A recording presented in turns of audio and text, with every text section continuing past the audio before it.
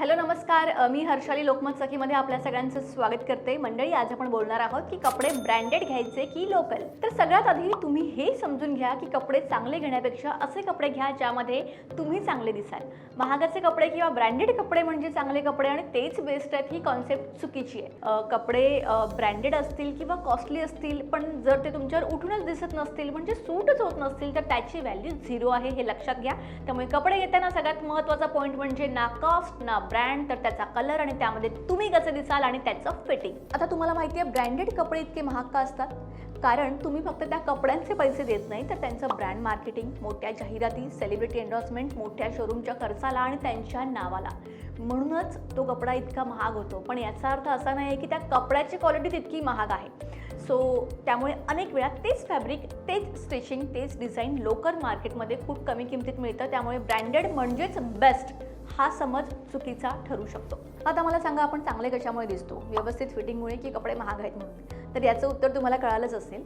कपडे चांगले दिसण्याचं मुख्य कारण हे म्हणजे कपड्याचं फिट असतं, फॅब्रिक असतं. कपडे जर तुमच्या बॉडी शेपनुसार बसले तर ते 500 रुपयांचे आहेत की 5000, इट डझंट मॅटर. सो दोन्ही सुंदर दिसतात, पण फिट चुकीचं असेल तर कितीही महागडा ब्रँड असेल तर ते कपडे अट्रॅक्टिव्ह वाटत नाहीत. म्हणजेच महत्त्वाचं तुमचं ब्रँड नाही तर तुमचं प्रेझेंटेशन आहे आणि चॉईस आहे. तर मग आता प्रश्न असा येतो की लोकल कपडे वाईट असतात का? अजिबात नाही. भारतात इतकं सुंदर हातकाम, उत्कृष्ट टेलरिंग, उत्तम प्रिंट्स आणि दर्जेदार फॅब्रिक तयार होतं की अनेक मोठे ब्रँड्स याच लोकांकडून काम करून घेतात. मग फरक काय? फक्त लेबल.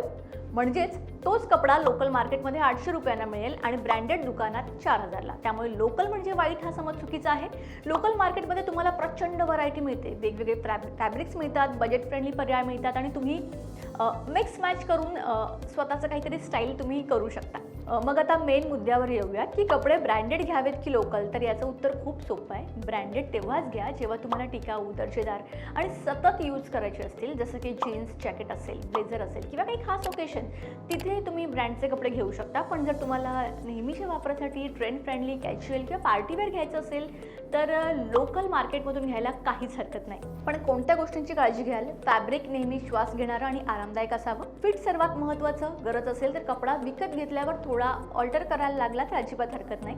त्यानंतर फिनिशिंग पहा, धागे बाहेर आलेत का, त्याचं स्टिचिंग नीट आहे का, हे तर बघितलंच पाहिजे. त्यानंतर कपडा किमतीपेक्षा तुम्हाला कसा वाटतो हे महत्त्वाचं. महाग कपडा आकर्षक वाटत नाही तर कधी कधी साधा कपडा आपली पर्सनॅलिटी चेंज करून टाकतो. सो ते जास्त महत्त्वाचं आहे. तर आता सगळ्यात महत्त्वाचं, चांगलं दिसण्यासाठी ब्रँडेड कपड्यांची गरज नाही आहे. चांगलं दिसण्यासाठी योग्य निवड, योग्य फिट, योग्य फॅब्रिक आणि तुमचा कॉन्फिडन्स इनफ आहे. तुमचं बजेट महत्त्वाचं आहे, तुमचा कम्फर्ट महत्त्वाचा आहे आणि त्या कपड्यात तुम्ही कसे दिसता हे जास्त महत्त्वाचं आहे.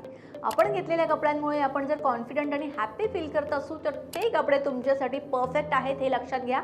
आणि मला पर्सनली विचाराल तर ज्या गोष्टी आपण कंटिन्यू यूज करणार असू तिथे ब्रँडसोबत जाणं ठीक आहे. म्हणजे जसं की आता आपण कपडे काही वर्षानुवर्ष यूज नाही करत, त्यामुळे प्रत्येक कपडा हा ब्रँडेड घ्यायची गरज नाही आहे. दोन्हीचा बॅलन्स ठेवून तुम्ही शॉपिंग करू शकता. मला तर ते बेटर वाटतं. जर काही जीन्स असेल, जॅकेट असेल जे तुम्ही डेली यूज करता, शूज असतील तर ते ब्रँडेड घ्यायला काही हरकत नाही. बाकीचे कपडे तुम्ही लोकल घेऊ शकता. आजचा हा व्हिडिओ तुम्हाला कसा वाटला मला कमेंट करून नक्की कळवा. व्हिडिओ आवडला असेल तर लाईक करा, शेअर करा आणि चॅनलला सबस्क्राईब करायला विसरू नका.